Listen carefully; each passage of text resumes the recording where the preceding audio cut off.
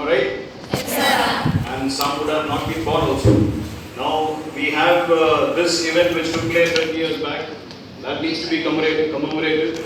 So we had one agenda was that. And second agenda, the more important one, is I wanted to speak to all the first year first year students of your college, so that I can tell them what NCC is and what NCC can do for you if you are interested. If you are not interested, then I am not interested. But if you are interested, I can tell you what NCC can do for you and what all changes which can come in your college, in your personality, as well as in your career because of NCC. If you can understand me and realize it, very good, then you can opt for it. I'm not here to come and say that a lot of vacancies are going to waste, so come and join NCC. No. I want to say that NCC is very competitive. So please, make an effort, realize what NCC is, join us, we'll train you. To train you and make you better person, personality-wise, communication skills-wise, and to send you for various national level competitions, NIC camps and trekking camps, what your teachers were just telling me in the office. That is our responsibility. But we should have a population of cadets who are interested to do well, and then we can do whatever we want. So this is a twofold aim today for which I have come to speak to you. I am not telling you all to join the Army, Air Force or the Navy. Okay, that is a purely your own choice. But unless you know more about your nation's Army, your nation's Air Force and the Navy, you are not a good citizen. I don't want you to join the forces, wear the uniform and go to the border and stand there and fight. Very few people get the chance. But the most patriotic thing which you can do is to pay homage and honors to the national flag. Know your forces, all three forces, especially the Army, Air Force and the Navy. And of course be a good citizen. Understood? Yes, sir. Can this be done or not? Done. It's easy to do? Yes, sir. Yes, all citizens can do this easily. But generally what happens? As a normal citizen of a town or a city, we don't want to remember the armed forces people till the time 26th January comes in or 15th of August.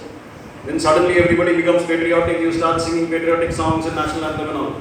And immediately next day, 27th of August, 27th of January, everybody forgets about the forces. So, if that be the attitude, it doesn't affect the forces in any way. But your own patriotism is at stake. Today, you may forget the forces. Tomorrow, you may not be bothered about your own country.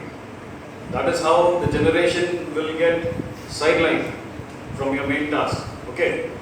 So coming back to my first agenda of Kargil, this war was fought between the two countries. Our neighbor, who is always feeling bad against us and wants to do something to harm India, that is Pakistan. They are always trying to do something to destabilize or trouble India.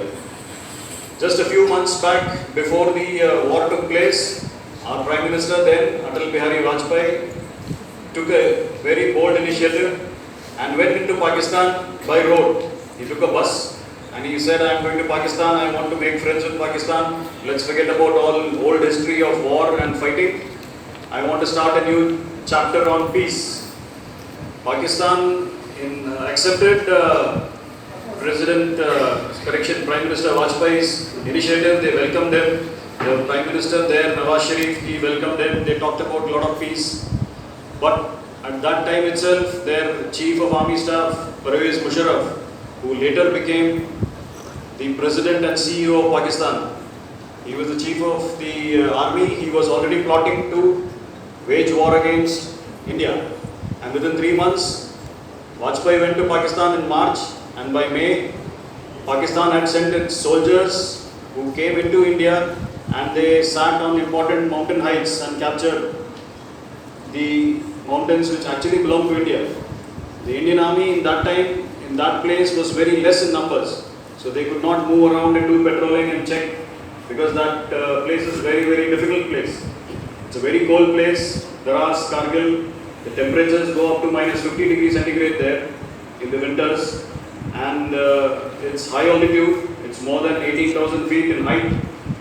The oxygen content more than, at that height is only 1/6 of what it is there in Karnool. Okay, so every 5-6 steps when you walk, you have to stop and take a big deep breath. So that is the kind of conditions there. So in those mountains, the Pakistani soldiers and the militants came and sat, occupied. And when Indian Army realized that most of the land has been occupied by the Pakistani Army, then there was no other alternative but to fight them and push them back. That was Kargil war, and operations took place for nearly 2 months plus. I won't get into the operations because most of you are girls, you may not understand a lot of it. But the bottom line is, within 2 months, the Indian Army, courtesy, most of the young officers, all officers below the age group, correction service bracket of 10 years, they were the leading officers, all those places back, and drove the Pakistanis back. Okay. It was the first time, in 99, it was the first time the complete country, I mean the population of the whole country could see this complete war. By the time the Dish TV and everything had come up, and we could see the complete war unfolding and being transmitted by NDTV and the Doordarshan and a couple of other channels. That time channels were very less. It was transmitted live, not the actual fighting, but the people, how they were going, and a lot of casualties which are coming back, and everyday reporting. And the complete nation could see what was happening in Kargil, and how many soldiers were dying, and what all was happening, new forces going in. So by the end of it, we lost a lot of lives. The victory was certainly ours, but it came at a very costly price.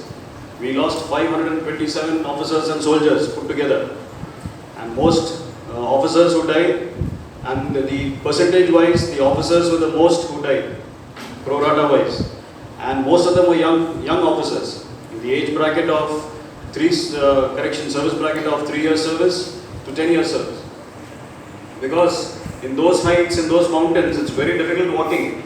If you have to climb a slope, and all the slopes there are all 80 degrees and above, 80, 85, and in that terrain, if you have to walk 5 steps, 6 steps, you have to stop and take a deep breath. Then if you are carrying your weapon, your ammunition, your water, and then climbing and attacking a post to get it back from the Pakistani soldiers, it's not easy.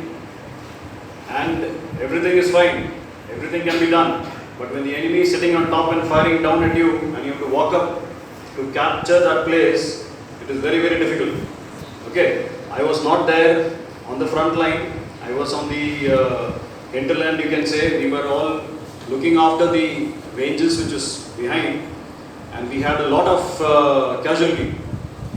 Every day we had a number of casualties, and all the vehicles which used to go take ammunition top used to come back with casualties. That is our soldiers who died in action. It was a very difficult time for the whole country, but by the end of it, the army was very good with the help of the Air Force. Within 2 months, all the places were captured back by India.